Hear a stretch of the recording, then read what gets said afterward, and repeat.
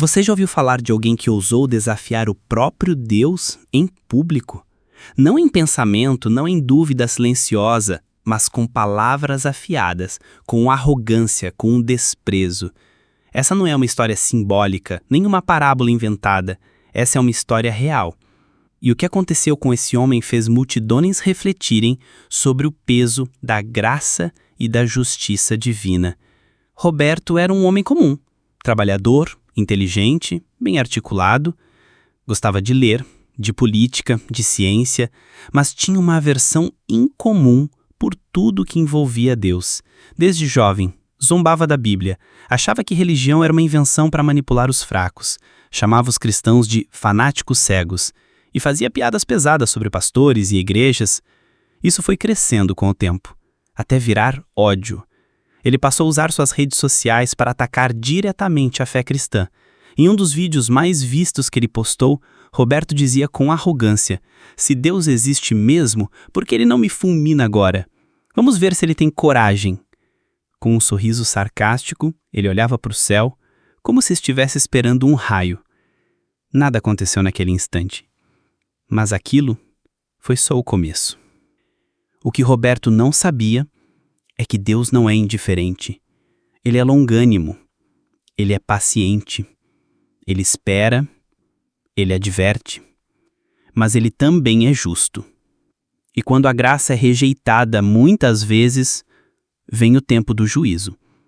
Pessoas próximas começaram a ter sonhos com ele.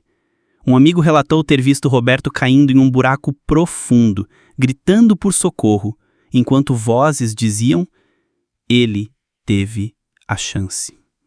Sua mãe, uma mulher de oração, contou que durante várias madrugadas acordava chorando, sentindo um peso sobre o filho que não sabia explicar. Ela pedia a Deus para intervir, não com destruição, mas com salvação. E Deus ouviu, mas não do jeito que ela esperava. Roberto foi convidado a um debate ao vivo na internet. O tema era: religião faz mal à sociedade? Ele aceitou na hora e preparou o discurso mais ofensivo de sua vida. No auge de sua fala, ele se levantou diante das câmeras e disse: "Se esse Deus da Bíblia existe, então me cale agora. Eu o desafio aqui, diante de todos.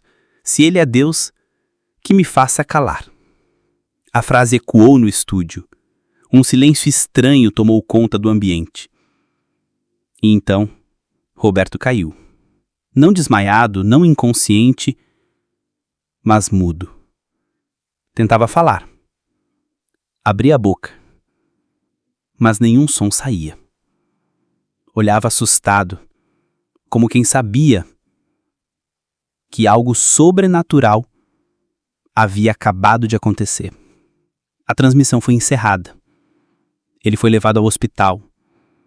Fez exames, passou por neurologistas, especialistas, exames de imagem, sangue, tudo. Mas não havia explicação. Clinicamente ele estava perfeito, mas não conseguia dizer uma única palavra. Foram dias de desespero. No começo ele parecia apenas confuso. Depois, chorava. Escrevia bilhetes. E algo começou a mudar dentro dele. Ele começou a escrever cartas para pessoas que havia machucado com palavras. Pediu perdão à mãe, à esposa, a um pastor que havia insultado publicamente. Em uma das cartas ele escreveu: "Eu desafiava um Deus que eu não conhecia, mas ele me conhecia.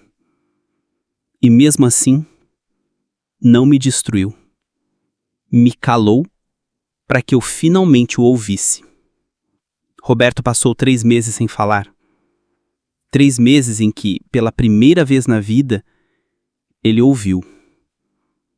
Não com os ouvidos, mas com o coração. Lia a Bíblia em silêncio, chorava e começou a entender o que é arrependimento. Não um remorso momentâneo, mas uma transformação profunda. Um dia, durante uma oração feita por um grupo de irmãos em sua casa, algo aconteceu. Ele caiu de joelhos, levantou as mãos e, entre lágrimas, balbuciou a palavra Jesus. A primeira palavra em 3 meses. E dali em diante sua voz foi sendo restaurada. Roberto voltou a falar. Mas não voltou a ser o mesmo. Hoje ele não desafia mais a Deus. Ele o adora. Ele não zombava mais das Escrituras. Ele as ensina.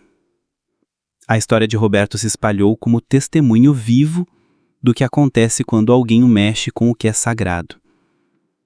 E Deus decide agir. Mas mais do que um castigo, foi um chamado, um resgate. A história de Roberto é um alerta, mas também é uma esperança. Porque mesmo diante da blasfêmia, Deus escolheu salvar. Mesmo quando um homem ousou confrontar o céu respondeu com misericórdia. Quantas vezes você já ignorou a voz de Deus? Quantas vezes zombou do que não entendia? Quantas vezes se afastou, achando que podia viver do seu jeito? Deus ainda está falando. E Ele quer falar com você. Não com trovões, não com castigos, mas com amor. A pergunta é: você vai ouvi-lo agora? Ou vai esperar ser silenciado? Hoje é dia de recomeço. Hoje é dia de salvação. Se essa história falou com você, não a ignore. Ela pode ter sido contada só para você.